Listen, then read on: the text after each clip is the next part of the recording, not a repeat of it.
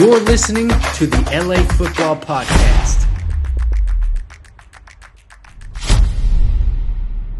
Hey, Los Angeles, welcome back to the LA Football Show here on the LA Football Network, live on the mightier 1090 ESPN Radio. This is your UCLA Bruins segment of the show. Thank you all for tuning in, making us a part of your day. Make sure to like and subscribe to the show wherever you listen or watch. For Bruins fans out there, we have a Bruins-specific YouTube channel. You can find UCLA LAFB. Obviously, everything is on lafbnetwork.com, or just make sure to subscribe anywhere you get your podcast. I'm your co-host, Ryan Diver, joined by the mighty Bruin himself, the madman, Jamal Madney. What's up, my brother? How we doing on this beautiful Friday? Doing great, Rye. Why wouldn't I? UCLA coming off of a 33-point victory opening round against UNC Asheville. Getting ready for that Northwestern game tomorrow. So fingers crossed the Bruins hopefully take care of business and then are headed to Vegas for week 2 of the tournament. And I'm hoping to catch some of that. So for fans that are out there that are crossovers, come on by, say hi. I'll probably be with my dad in Vegas next weekend. So it would be great to catch up. Love it. I would love it if I could make it out to Vegas. We'll see if see how the wife feels about that. But yeah, great win by the mighty Bruins. This is obviously football focused, but hey, we can still we obviously still root for the other crossover teams as well. USC, as we're recording this, which I know this is the Bruins segment, but USC playing right now as we speak. We can talk more on them at the turn of the hour for our Trojans talk. We won't pain any Bruins with Trojans talk. But yeah, great win. I not obviously, but I have the Bruins winning it all in my bracket. Call it bias, call it whatever. But I just think, they're a solid team. Obviously, some injuries of late have struck, unfortunately. But last night, obviously, played a lesser opponent in UNC Asheville, but they looked very formidable and very poised and poignant. And I love, Jamal, and this will be the last thing we'll talk about basketball, but I love even Mick Cronin I don't think it was halftime yet, but at like the first interview they did at the break, and he still wasn't happy. They were up like 22 right from the jump. Like they were up 22-6. And he was like, yeah, we have too many unforced turnovers. Like we can't do that. I'm like, it's always coaching. Gotta love it. That just requiring excellence, which is great. Absolutely. The standard. He has redefined the standard of success of UCLA basketball as one of the true royal 4 or 5 blue bloods of the sport. And I feel like Chip is on his way to doing that as well. Because I think demeanor-wise, in terms of expectation-wise, they're very similar. Personalities might be different, but the Cronin-Kelly disposition of demanding excellence and that attention to detail is really kind of what it makes them so similar. Yeah, and I love seeing Chip there. I mean, this game wasn't at Pauley Pavilion. Yeah. This game was up in Sacramento, and Chip Kelly was there rooting on the mighty Bruins. I mean, that's what you want to see, right? You want to see your coaches and your team, your student athletes supporting each other, and I think it's super cool. So, yeah, we'll see if who makes the trip to Vegas. We know Jarmond will be going nuts wherever they're playing, which is always good to see. So, show as always brought to you by our friends at BetOnline. Head to betonline.ag today. Use our promo code BELIEVE. That's BLEAV. Gets you a 50% welcome bonus. Plenty of fun parlays out there right now with March Madness. We were talking before we started, Jamal, but one of my big gambling friends recommended always betting the first half unders, at least in these beginning games. So you still kind of have through the weekend. You got players a little more timid, might not score as much. So that's just a recommendation, which I never did betting advice, but that was told to me, and it seems to be a good trend. So you can go to betonline.ag, use that advice there, hopefully win some money for you for the weekend, and maybe then you can have some money to play with in Vegas when the Bruins play there, hopefully next week. So, but today, Jamal, we are talking pro day. The Bruins had a rainy pro day on Wednesday, I believe, is what it was. Many players, DTR, Charbonnet, Bobo, obviously the usual suspects, but also ones not at the combine. Kaz Allen was out there running a 40 times, so we can get into some observations from this. It'll probably be kind of our last real former Bruin talk for this podcast, because then moving forward, we can look to the future of this Bruin program. But overall thoughts from a rainy pro day out in Westwood that you were able to surmise from who was there. Yeah, right. I mean, it was a rainy pro day, but, a number of UCLA guys, were participating in the pro day. The number of players were in the double digits there. Lots of scouts, a lot of great activity. Martin Jarman was really kind of master of ceremonies there and kind of orchestrating, making sure the guys got a lot of shine, and obviously Chip front and center as well.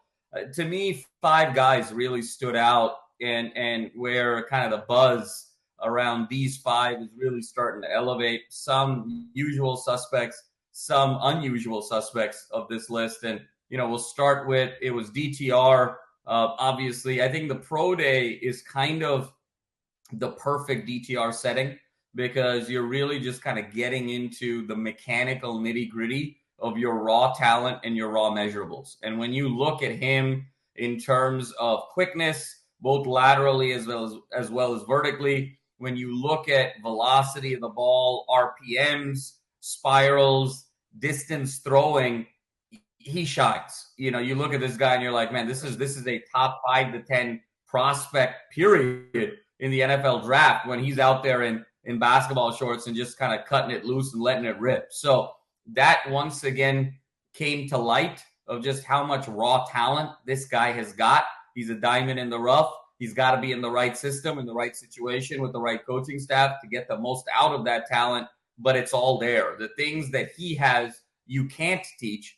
The things maybe he doesn't have in terms of processing information, making the right reads, and really sort of dissecting an offense with the right coach, you can teach. So I think DTR helped himself yet again in the Pro Day of being this raw prospect that can be moldable in the NFL. Then obviously Charbonnet was the top prospect for the Bruins, and nothing changed there. Just absolutely kind of tore it up in terms of his drills.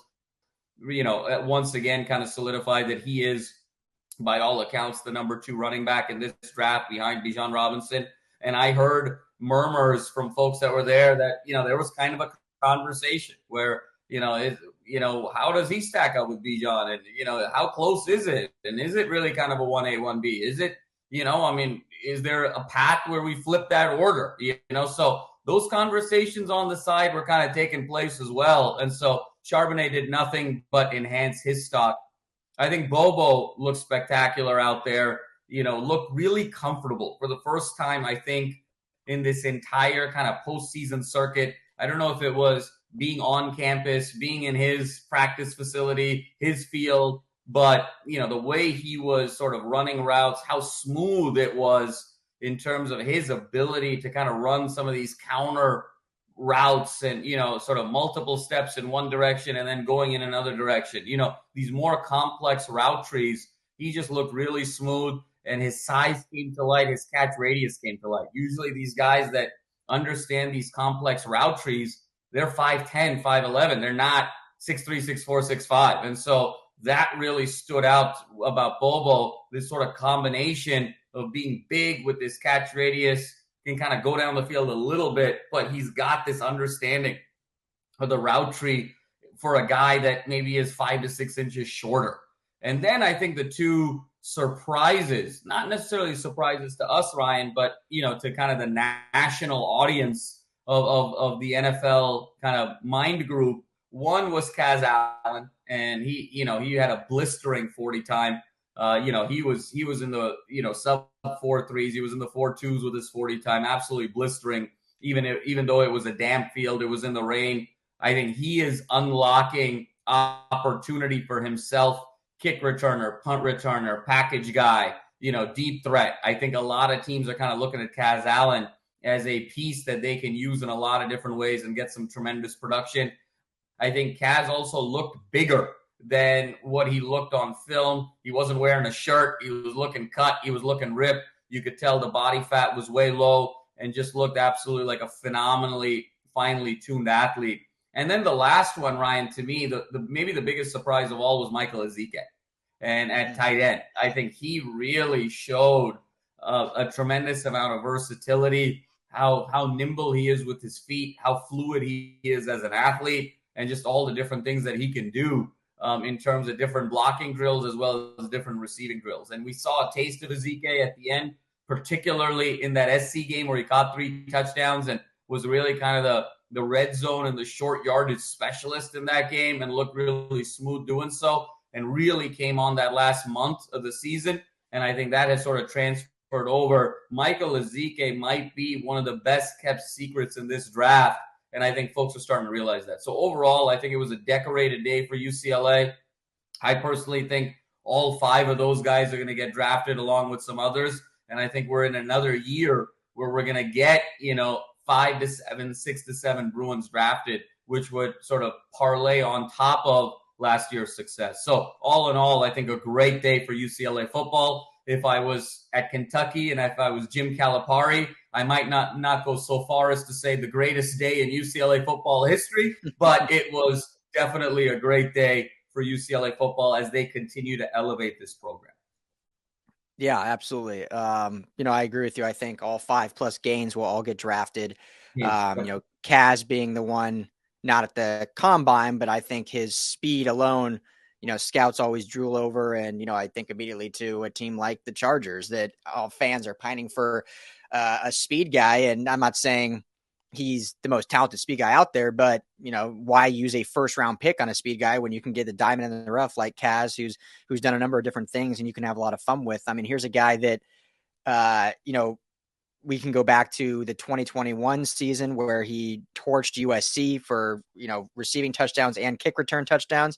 And then we can go to this past season against Arizona State with no Zach Charbonnet when he runs for 137 yards on the ground and a touchdown. So he's very versatile. Kind of reminds me of a guy I'm wearing the shirt of, little Demetric Felton, who went in the 6th round to the Cleveland Browns. And I think that could be a spot for him in that 6th or 7th round where a team's not going to wait for free agency, where they just make sure that they get him on their roster where they can really mold him and use him in a way. So really excited about what he was able to do. I won't rehash all the guys. I will say one thing about DTR. I don't know how many people knew this. Maybe everyone knew this, but he's been working out in Orange County with Jordan Palmer, who's a great kind of QB private coach. And he's been working with Will Levis, Hendon Hooker, Max Duggan, Clayton Tune. So really getting some good practice reps in with his, counterparts at the position and fine tuning some of those mechanics that maybe still need a little bit tuning. I think we've talked about a lot. The biggest thing for him is more decision-making than just mechanics and athleticism. And that's going to come with just game time speed and just repetition. You can't just teach that necessarily on a practice field. But doing the little things to get ready to where he will get drafted, because I think absolutely he will. I think 2 months ago, maybe the talk was, could get drafted, could be an undrafted. Me personally, I think he'll for sure get drafted at some point. The round is still, to be decided, obviously. But and then let's talk a little Charbonnet, because, there's a guy that I have met. His name is Tony Pauline. He's a draft analyst. Had him on the show back before me and you were co-hosts, and he uses this phrase, paralysis by overanalysis. And that seems to be what's kind of, in my opinion, happening nationally with these running backs. And that's no disrespect to the likes of, Tajay Spears and some of these other great backs out there. But somehow Charbonnet seems to be dropping down. And again, this isn't like teams and scouts, but among national draft nicks seems to be dropping down. I've seen some having as the 5th best running back, some as the 6th, like out of the top 5 even, some as 3rd. And to me, I mean, I've seen the, and this is where I bring up the paralysis by overanalysis, is you start seeing these little tiny things being brought up where, like, I've seen someone say he runs too high or doesn't have pure breakaway speed. And, sure, he didn't run a 4.3 40. He's more like a 4.5 guy, but I mean, we can see it on film where he breaks away, or we can see it on film where he's running between the tackles, blowing guys up. So I like to just look at what I've seen over the 2 years plus of him in college, the 2 years at UCLA, and just know what he brings. And even in times when the UCLA line was great and the times the UCLA line was not great, we still got pretty much the exact same production from him as just a stalwart on this team. So to me, he's firmly at 2. I mean, I think probably I'd put Robinson at 1 just because he is a little quicker. He does have that phonetic, unbelievable change of direction in between the tackles. But for just a pure all-around back, I mean, you're not going to get much better than Charbonnet. So, I mean, what do you think by the talk of seeing him dropping nationally, which is just shocking to me? Ryan, I think it's more of a function of GMs at this stage in the draft process trying to figure out a way to outsmart the system. And it's very synonymous with the stock market. When enough people know a stock is hot and go buy it, that stock is no longer hot, right? So you have to get in early to be able to have that insight, to be able to sort of acquire the revenue from making that stock purchase. When everyone goes and runs to that stock, now all of a sudden that stock is going to saturate, and now you're not going to get the returns. So you got to go find the next great thing. And I think sometimes with the draft, there's sort of a similar behavior here where once a pecking order has been established at a position by position basis, this guy's the best player at his position, this guy's 2, this guy's 3, this guy's 4, and you start looking where you are in each round in the draft, and you look at who's ahead of you and potentially say, hey, we're going to miss out on 2 or 3 in this position and what have you, it forces you to try and think outside of the box and, as you said, overthink it. And what you're trying to do there is you're trying to see, hey, are there some diamonds in the rough that I can actually acquire, or can I actually generate enough false buzz, truthfully, to make someone ahead of me get off their game and maybe get into kind of a FOMO situation, make a panic decision in the draft. It's a very stressful period. It's timed, all of those things. And then I can, in turn, get the guy that I want, And I think of, in many ways, Ryan, that whole thing in the NBA a couple of years ago where Danny Ainge, sort of really outsmarted the Sixers when it was Markelle Fultz versus Jason Tatum. And he kept telling everybody, Markelle Fultz is the guy. We're trying to do whatever we can to get Markelle Fultz. And it forced the Sixers to sort of draft Markelle Fultz. They really liked him as well. But all along, Danny Ainge wanted Jason Tatum. He knew Jason Tatum was the best player in that draft.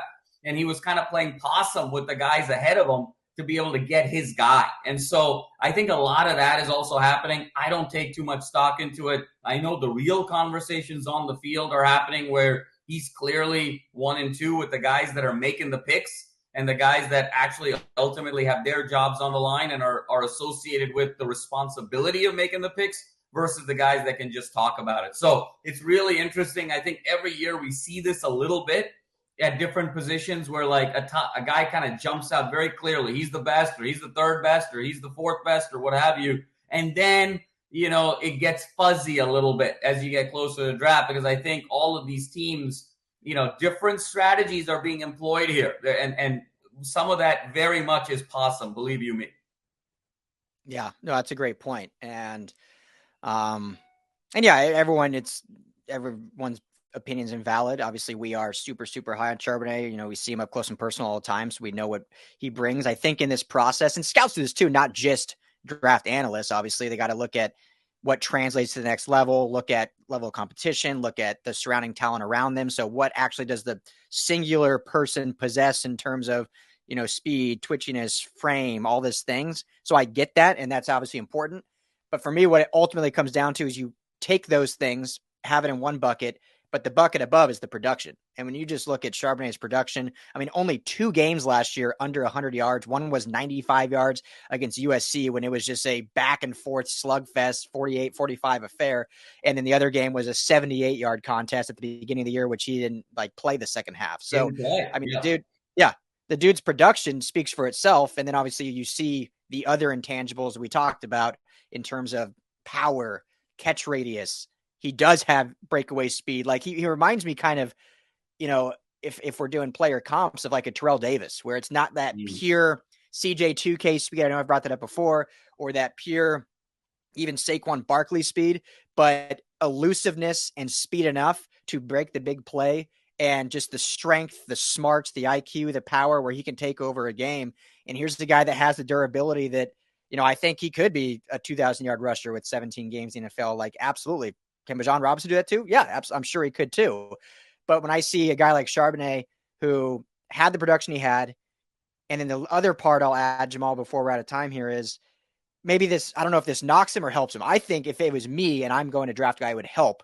A guy that could have come out a year early because he would have been probably arguably the best back in last year's draft, decided to go back another year where he's going to miss out on millions of dollars, has the risk of injury, but had unfinished business at the college level, wanted to take UCLA to new heights, wanted to play for his teammates. Obviously could help his draft stock potentially as well. Maybe not though, because like we just said, he probably would have been the first back taken last year. I see that and say, here's a team guy that cares about the team first. Even in games where he could have broken records, like he didn't wasn't pounding the table to get back in there and go back out and tote the rock. So, sat out, or not really sat out. There was unrelated injury concern in that ASU game, but missed that game. And we don't really know still what the injury or whatnot was, since UCLA doesn't really divulge any of that. But anyway, I just think he's a guy that I'll end with this, and then I'll give it to you for 20 seconds if you want to add, and then we're out of time. If I'm a betting man, which obviously go to betonline.ag and do so, I would put a lot of money down that he'll be one of the top 2 backs taken. I don't think he's going 3rd, 4th, 5th in terms of backs. I think it'll be him and Bajan, whatever order you want to say, but he'll be one of the top 2 backs taken. Yeah, Ryan, I completely agree. And I'll end with this. To me, the comp has always been, for the last 2 years, he is a combination of a young Jerome Bettis in terms of feet with the tenacity of Marchand, and he's got the heart of a lion, and he's got ultimate integrity. This is a no-brainer for any GM. Yeah. So, hey, if he can be there for either our Rams and Chargers, that would be fantastic to keep him in LA. But we will let you know. So, great pro day for UCLA. That's all the time we got for our Bruins chat. We'll be back after the hour for Trojans Talk on radio. For podcasters, we'll see you all next week.